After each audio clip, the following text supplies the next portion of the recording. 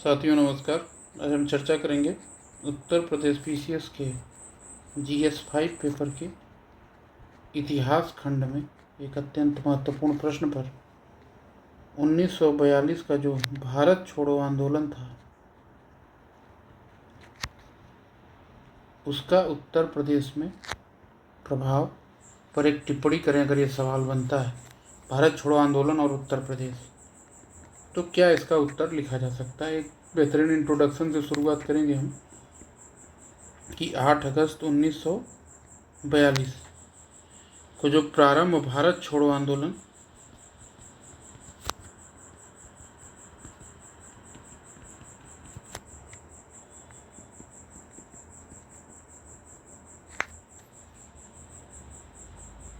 एक व्यापक उपनिवेशवाद विरोधी आंदोलन था। जैसा कि इसके नाम से स्पष्ट है, भारत छोड़ो, अंग्रेजों भारत छोड़ो, उपनिवेशवाद विरोधी आंदोलन था।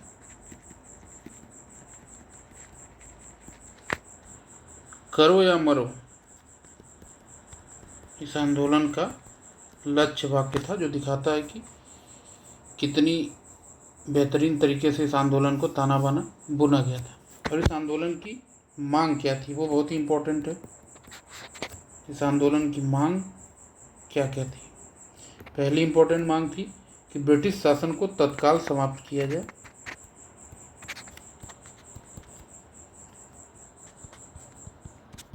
ब्रिटिश शासन को तत्काल समाप्त किया जाए।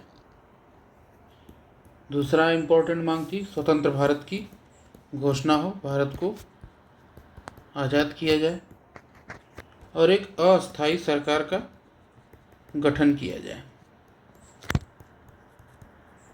ये मांग हालांकि आगे 5-6 साल बाद जाके कंप्लीट हुई। तो इस आंदोलन का प्रभाव आप देख सकते हैं बहुत ही व्यापक रहा। 1942 में जब ये आंदोलन शुरू हुआ, 8 और 9 अगस्त को ग्वालियर टैंक में इसकी उद्घोषणा की गई। उसके बाद अंग्रेज़ों ने कांग्रेस के जितने बड़े नेता हैं, गांधी, नेहरू, सबको जो है जेल में डाल दिया। लेकिन उसके बाद भी ये आंदोलन रुका नहीं। उसके बाद ये आंदोलन हो गया स्वतः स्फूर्त, स्वयं से चलने वाला।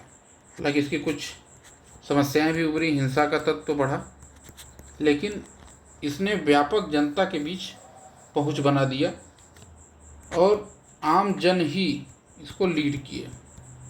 ये उनका आंदोलन बन गया और एक नई पीढ़ी के नेताओं का उदय हुआ।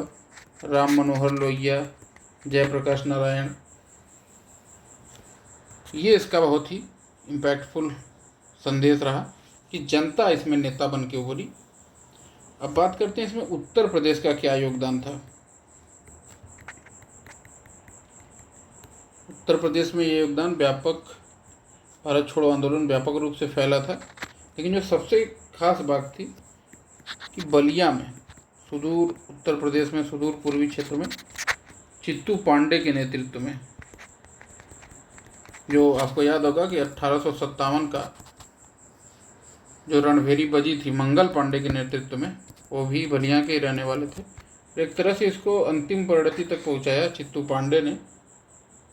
और इन्होंने क्या किया कि बलिया में एक क्षेत्र में इन्होंने पूरा जिला प्रशासन को उखाड़ फेंका। जितने भी कांग्रेसी नेता जेल में बंद थे, सबको इन लोगों ने बाहर किया और एक तरह से अपनी सरकार चलाई।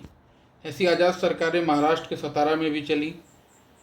एक तरह से इन्होंने स्वतंत्रता का पूरा अपने क्षेत्र में उद्घोष कर दिया कि हम स्वतंत्र हैं।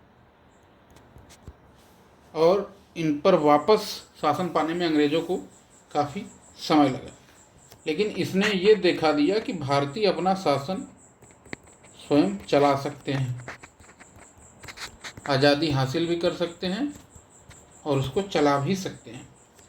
वैसे ही दूसरा इम्पोर्टेंट घटनाक्रम था चंदौली का एक गांव है धानापुर, चंदौली जिले में।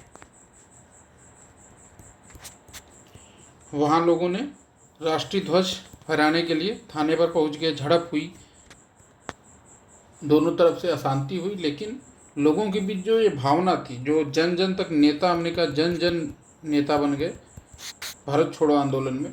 किसी एक नेता ने नहीं, हर व्यक्ति ने भारत को लीड किया, और उत्तर प्रदेश का इसमें महत्वपूर्ण योगदान इन दो घटनाओं के माध्यम से समझा जा सकता है।